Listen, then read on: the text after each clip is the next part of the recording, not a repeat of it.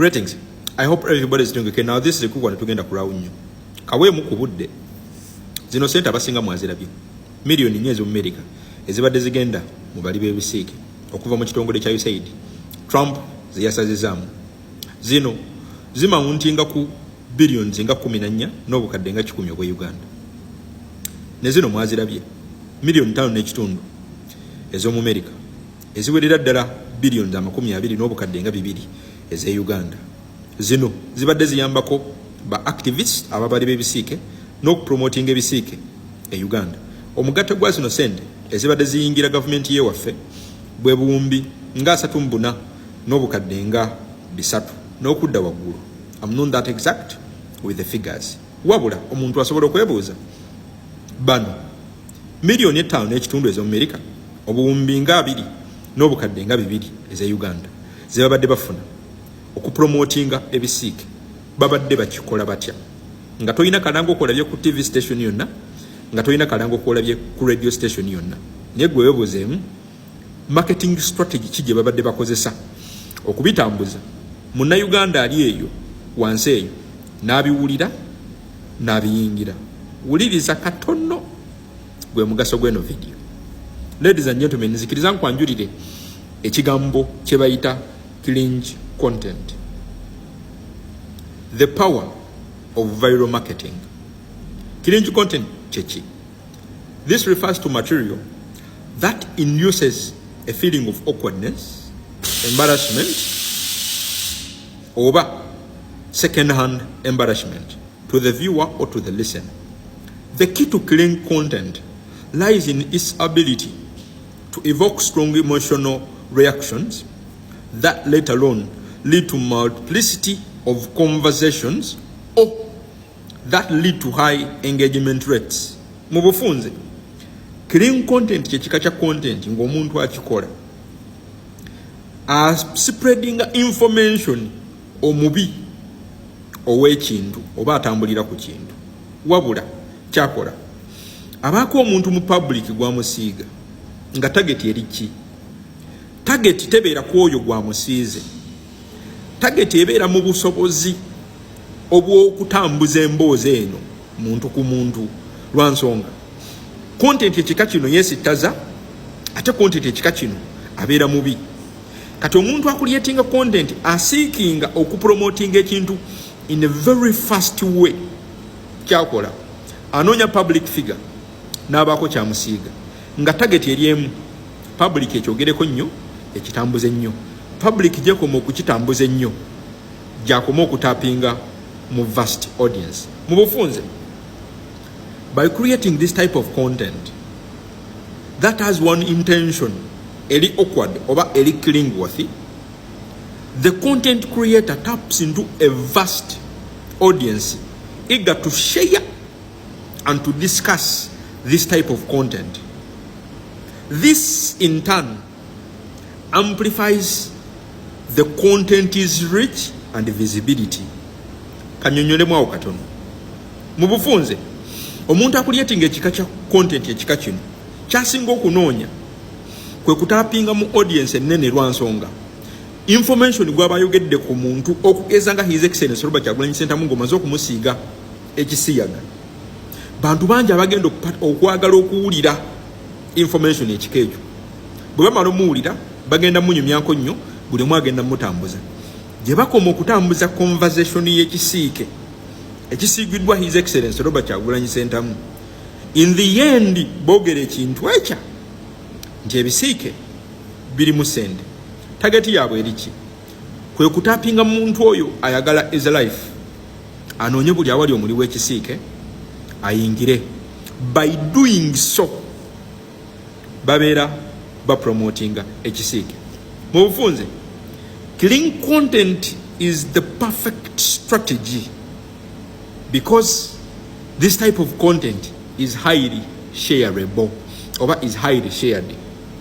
Mu bufunze, nti senga okwata omusajja omufumbo nga His Excellency Robert Kyagulanyi Ssentamu, senga okwata omusumba yenna nga walinnya e Uganda awo ne muteesa kuba babasumba bateesa by the way, nti senga omusumba omu ateesa n'omusumba munne nga bafunye akasente ne beesiiga ekisiike emboozi eno egenda kutambula mu bantu bangi wabula nga bw'asiiga emboozi eno nga bw'agisiiga mu musumba munne bamakinga sure nti ekisembayo nti mu bisiike mulimu Ssente.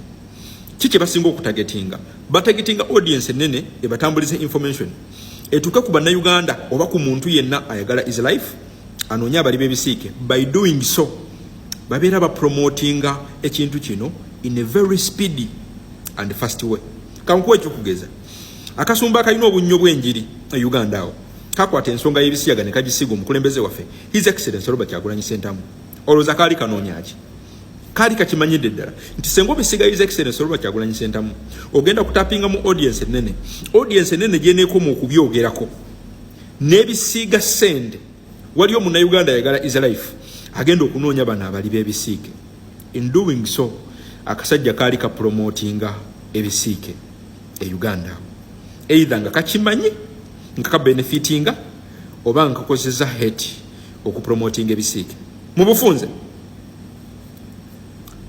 nga maze okunnyonnyola ekika kino ekya clean content oba content creator creating ekika kya content gwe bayita clean, the viral or the power of viral marketing.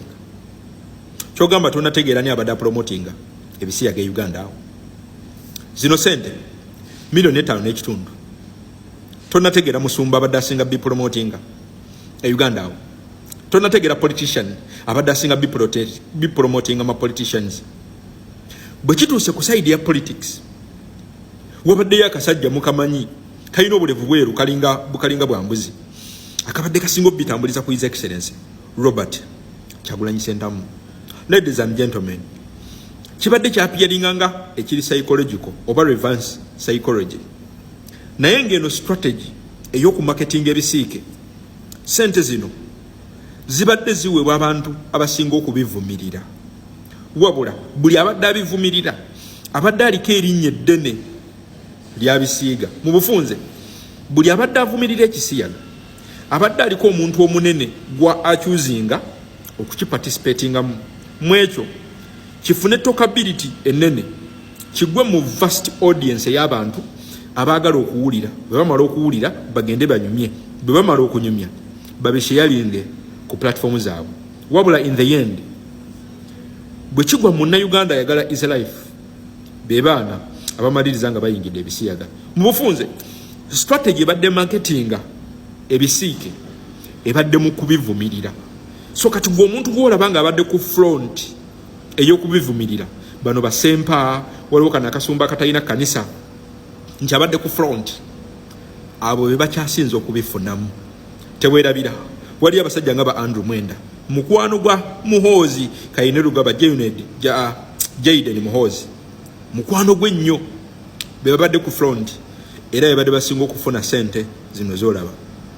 Ladies and gentlemen, strategy ebadde marketinga ebisiike Uganda content ekika kino gwe bayita clean content nti omuntu asiige eggulire nga libi n'alisiiga ku muntu nga goal eryemu kutagetinga conversations ezigenda okugenda mu bantu nga bamaze okuwulira. Lwansonga content ekika kino abantu bamusharinga nnyo ate atuuka mangu ku bantu.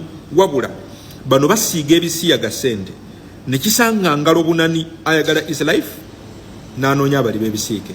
Mu bufunze that's how bwe basobodde okumarketinga ebisiike nga beeyambisa Ssente zino. Teweerabira kino bakitandika mu 1995 mu mwaka gwennyini gwenzaalibwa. Mu bufunze niyali ekigenda mu myaka 3 ng'abantu ekika kino bavumirira ebisiyaga babenefitinga mu bisiyaga. Ekibuuzo kiri nti amannya togamanyi agamba tabadde ba promoting ebisiyaga. Omuntu yenna abadde akulabisa nti abivumirira nnyo ng'era ye tabivaako nga ye mbozi gyasinga okwogerako n'omusumba gwebadde bisinga okutambulirako be bakabejja b'okutambuza ekisiike Uganda era ye babadde bafuna Ssente zino. Kiri very obvious engeri y'okubitambuza ebadde bit psychological naye nga strategy entuufu ey'okutambuza content w'ebisiike gye bayita killing content kyekifuula facts ow'enjawulo followinga tappinga mukadde tosubwa video.